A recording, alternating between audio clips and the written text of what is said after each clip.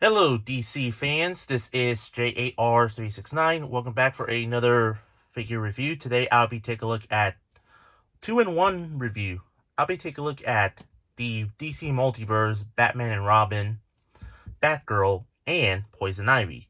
Both are made by McFarlane Toys. So, take a look at the packaging. You can see it's just the usual deluxe packaging. Well, I'm not sure if I'd call it deluxe because I'm not sure what type of packaging are the DC Multiverse with a collect and build wave of figures.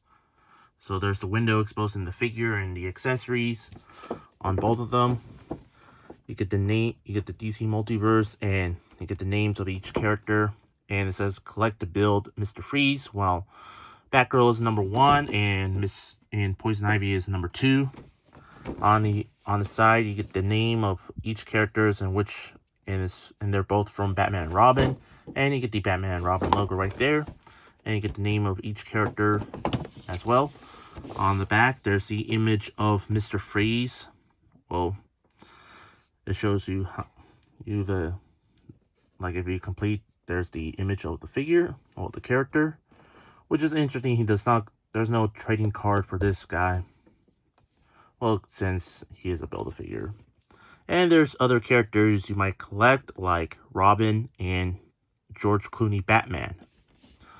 So that's about it for the packaging. Let's take out both figures out of their package. Here are both Batgirl and Poison Ivy out of their package. So let's take a look at each of these figures. Let's start off with Ivy. So take a look at the likeness to Uma Thurman. I would say they did really a not too bad of a job with this figure. Yeah, Todd McFarlane, like I said before in my McFarlane Toys figures review, there's sometimes that Todd makes like the likeness to the actors like a bit hit or miss. But for Poison Ivy, yeah, I would say it's really not too bad likeness to Uma Thurman. So yeah. I say they did really a not too bad of a job with this figure. So now let's take a look at the stuffs on her face. You can see there's like a little leaf earrings on her ears on both sides. Or you get like the eyebrow style leaves on her like eyebrows area there. And you can see some of the little shades of yellowish coloring there. The hair sculpt looks pretty good. I'd say they did really not too bad a job with the hair sculpt. And you can see the little details on, well, the little added leaf details on her. And now take a look at her body here. Well, I'm pretty sure that some customizers will use this same body. Will use this body as to customize a classic version of Poison Ivy. So I can totally see that in the future. But you can see there's some texturings like the leaves all over the figure there. You get the elongated globes there with some more leaves there. And for the hands, you can see like one hand's like, I don't know, something. But you can see some sculpted rings there. While the other hand is some, well, like an open palm hand. But you can see more rings sculpted on there. But on the open palm hand, you can see there's like a little leaf right there, a little Poison Ivy there. And take a look at the legs. You can see there's like the leaves, vines on her legs there. You can see some shades coloring there, and there's some sculpted leaves sculpted on there as well. Nothing much on her heels, to be honest. So yeah, in the bottom, there's 2 pegals in the bottom of her feet. And no legalese, thank goodness. So let's put the display stand on her because she could easily stand up on her own. But for the sake of this review. So yeah, overall for the figure itself, I really think they did really a not too bad of a job with this figure. So yeah, Todd, the likeness to Uma Thurman looks perfect. The body sculpt of this figure looks really good. And I like how you add a little details to it. So yeah, it's really a great figure, I would say. So that's about it for Poison Ivy. Now let's move on to Batgirl. played by Alicia Silverstone.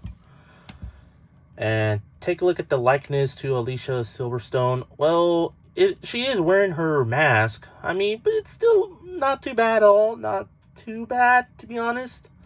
I mean, it's not as good as Poison Ivy, but it's still decent, I would say. Yeah, it looks pretty good. I really wish like the mask was like silver, just like how she is in the movie. So yeah, I don't know why Todd decided to paint her doesn't paint the mask silver. I'm pretty sure like her entire body should have been silver, which I'm gonna later explain it after that. The head sculpt, the hair sculpt looks pretty good. Not too bad at all. Not too bad. And I'll take a look at her outfit here. And yes, her outfit is all plain black, which makes sense for Batman. But I think she wore like has some silver outlining there, like in the final battle, like fighting Mr. Freeze. I think she did wear this black suit, Batgirl suit. I don't quite remember, like before rescuing Robin and Batman from Ivy before they fight Mr. Freeze. So I'm pretty sure, correct me in the comments down below. You can see the bat gauntlets there on each hand, and you get a pair of fisted hands, well, for her to fight. And there's like a little bat symbol buckle there as well.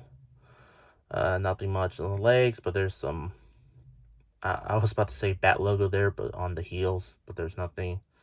There's some linings there as well, and there's like the little heels, and there's like a little texturing to it. The cape is made of soft plastic material, so yeah. I really wish it's cloth. And you can see there's a legal lead right there. And also on the bottom here, there's 2 pegals in the bottom of her feet there. Overall, for the figure itself, for Batgirl, I'd say they did a pretty good job. The head sculpt is okay. It's decent. But I really wish like the entire outfit is all like heavy silver outlining. But still really not too bad at all. Not too bad. Now moving on for articulation. Both figures do have head rotation, except, well, Batgirl does, but Poison Ivy doesn't because of her long hair has been hindered. The arms do go fully rotate. Does go in and out. Ball joint there. Little butterfly joint. They both have upper arm rotation. They both have double jointed elbows. And they both have like swivel at the lower wrist and hinge. Like so. And upper wrist there as well. There's some waist, chest rotation, waist rotation with a little ball joint there. Legs kick forward and back, in and out. Upper leg rotation. I'm pretty sure Ivy might have that still. Maybe it's stuck. Double jointed knees. Well, Batgirl barely kicks her own behind. There's a swivel at the ankles. And does go pivot forward back. And ankle pivot side to side. And of course, a toe articulation there as well. So yeah, standard McFarlane Toys articulation, but you can still give them some posabilities on each figures. Accessories wise, well, they both don't come with their unique accessories. Well, for Ivy, she does not come with any plant vines related weapons. Same thing with Batgirl, she does not come with any bat related weapons as well. But they do come with display stands, which they're exactly the same. And both trading cards that features the characters from the film poster, which is really interesting. And take a look at the back here. You can see Poison Ivy's real name is Pamela Isley, and Batgirl's real name is Barbara Wilson instead of Gordon, because in this version Barbara is Alfred's niece. And they both had a little read-up bio about the Batman and Robin movie. You want to go ahead, pause the video if you want to read it. Yeah, because it's really strange. There's no bio about each of these characters.